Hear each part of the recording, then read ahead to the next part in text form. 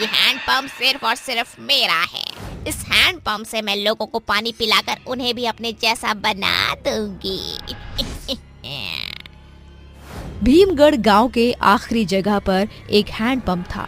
भीमगढ़ गांव से रामपुर की तरफ दो दोस्त विराट और शिवम जा रहे थे।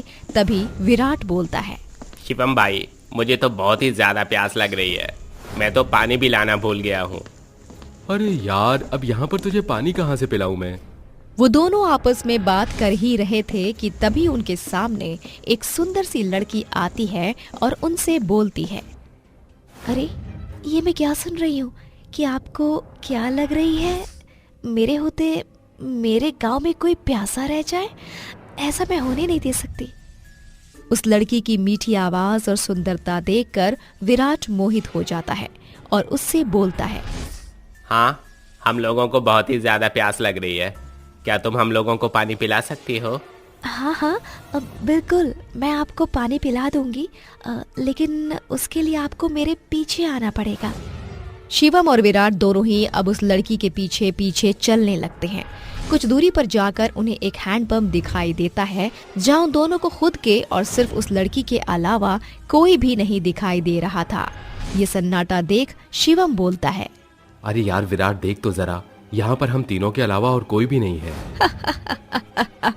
तुम सही बोल रहे हो शिवम, यहाँ पर हम तीनों के अलावा और कोई भी नहीं है, लेकिन तुम चिंता मत करो, मैं तुम्हारी फरमाइश जरूर पूरी करूंगी। इतना बोलकर वो लड़की एक सुंदर लड़की से एक भयानक चुड़ैल में बदल जाती है और अपने चुड़ैलों की पलटन से बोलती है, चुड़ैलो, मेरी छोटी बहनों, तुम सभी यहाँ प्रकट हो। देखो, मैं यहाँ पर तुम्हारे लिए शिकार लेकर आई हूँ। उस चुड़ैल के इतना बोलते ही वहाँ पर 3 से 4 चुड़ैल प्रकट हो जाती हैं और ये सब देखकर शिवम और विराट बहुत ही डर जाते हैं और डर के मारे भागने की कोशिश करते हैं, लेकिन वो भागने में सफल नहीं हो पाते क्योंकि उन दोनों के सामने तीसरी चुड़ैल हवा में उड़ते हुए आ जाती है और उससे बोलती है, अरे मेरे चुन्नू मुन्नू, तुम भागकर कहाँ जा रहे हो? तुम लोगों को तो प्यास लग रही थी ना, चलो अब तुम पानी पियो। नहीं नहीं, हम लोगों को पानी नहीं चाहिए। हम लोगों को अपने घर जाना है, हमें छोड़ दो। अच्छा, तो तुम्हें पानी नहीं पीना, कोई बात नहीं, तुम्हें पानी नहीं पीना, लेकिन हमें तो पानी पीना है। चलो, तुम वो हैंडपंप चालू करो और हम सारी बहनें यहाँ पर पानी पिएंगे। विराट और शिवम दोनों ही चुड़ैल की बातों से सहमत होते हैं, जिसके बाद शिवम और विराट दोनों ही हैंडपंप के पास जाते हैं और उस हैंडपंप को चलाने लगते हैं। उस हैंडपंप से चुड़ैल एक एक करके पानी पीने लगती है, लेकिन उस हैंडपंप से पानी नहीं बल्कि खून गिर रहा था। खून की तरफ शिवम की नजर चली जाती है, जहाँ वो खून को देखकर बहुत ही डर जाता है और डरते ही धीरे से विराट के कान में बुदबुदाता है, विराट भाई, जल्दी से इन चुड़ैलों को पानी पिला। इन सभी को पानी पिलाने के बाद हम दोनों भाई अपने गांव की तरफ निकल जाएंगे। अगर हमने अपनी जान नहीं बचाई तो शायद हम अपने घर वालों को कभी जिंदगी में ना देख पाए, क्योंकि इस हैंडपंप से पानी नहीं बल्कि खून आ रहा है। चुड़ैल जी, अगर आप सभी बहनों ने पानी पी लिया है तो क्या अब हम यहाँ से जा सकते हैं? उसकी ये बात सुनकर वहाँ की सारी चुड़ैल हंसने लगती हैं कि तभी उन चुड़ैलों में से चुड़ैल की रानी शिवम और विराट को अपने दोनों हाथों से पकड़कर हवा में उल्टा लटका देती है और उनका सर उनके शरीर से अलग कर देती है। वहीं दूसरी तरफ दूसरी चुड़ैल उस हैंडपंप को चलाना शुरू कर देती है कि तभी चुड़ैल रानी उन दोनों के खून को उस हैंडपंप के अंदर डाल देती है। इस तरह उन दोनों की भयानक मौत हो जाती है, जिसके बाद वो चुड़ैल उनके पीले शरीर को फेंक देती है और हंसते हुए गायब हो जाती है। अगली सुबह जब कुछ गांव वाले उस हैंडपंप के पास पानी भरने के लिए आते हैं, तब वो शिवम और विराट की लाश को देखकर हैरान हो जाते हैं और बिना पानी भरे वहां से चले जाते हैं। ऐसे ही अब हर रात किसी न किसी की मौत होने लगी और उस हैंडपंप के पास लाशें मिलने लगी।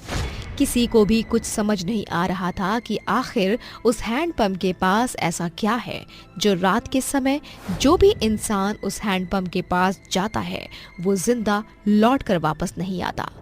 ऐसे ही एक रात की बात है, रीना नाम की एक औरत अपने पति सुमित के साथ अपने घर की तरफ जा रही थी कि तभी सुमित की अचानक ही तबीयत खराब हो जाती है।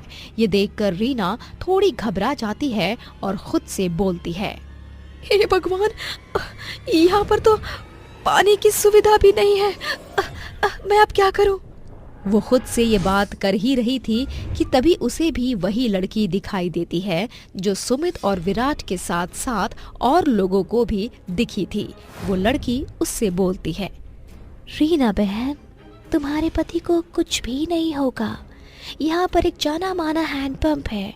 मैंने ऐसा सुना है कि उस हैंडपंप से सभी लोगों के कष्ट दूर हो जाते हैं। चलो, मैं तुम्हें वहाँ तक ले जाती हूँ।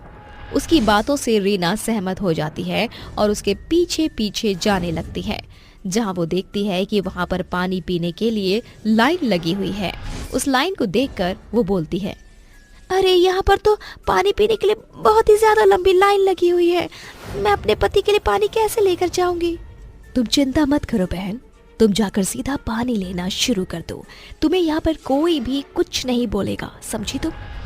उस लड़की के बताए अनुसार ही रीना पानी लेना शुरू करती है और जैसे ही वो लड़की उस हैंडपंप को चलाती है कि तभी उस हैंडपंप में से पानी नहीं बल्कि खून निकल रहा था। ये देखकर वो बहुत ही घबरा जाती है और उस खून को नीचे फेंककर भागने लगती है कि तभी उसके सामने चुड़ैलों का झुंड आ जाता है और सभी चुड़ैल खूब जोर जोर से हंसने लगती हैं। उन चुड़ैलों को हंसता हुआ देख रीना बोलती है, कौन हो तुम सब कौन हो? मुझे यहाँ पर धोखे से लाया गया। मेरा पति वहाँ बीमार पड़ा हुआ है, मुझे मेरे पति के पास जाने दो। बिल्कुल, तुम अपने पति से अवश्य मिलोगी, लेकिन अपने पति के पास तुम नहीं बल्कि तुम्हारा पति तुम्हारे पास आएगा। तुम मेरे साथ ऐसा क्या कर रही हो? क्यों कर रही हो? मुझे तो ये समझ नहीं आ रहा है। आखिर मैंने और मेरे पति ने तुम सबका क्या बिगाड़ा है? तुम मुझे अपना सच बता दो, वरना मैं तुम्हें अच्छा सबक सिखा दूंगी।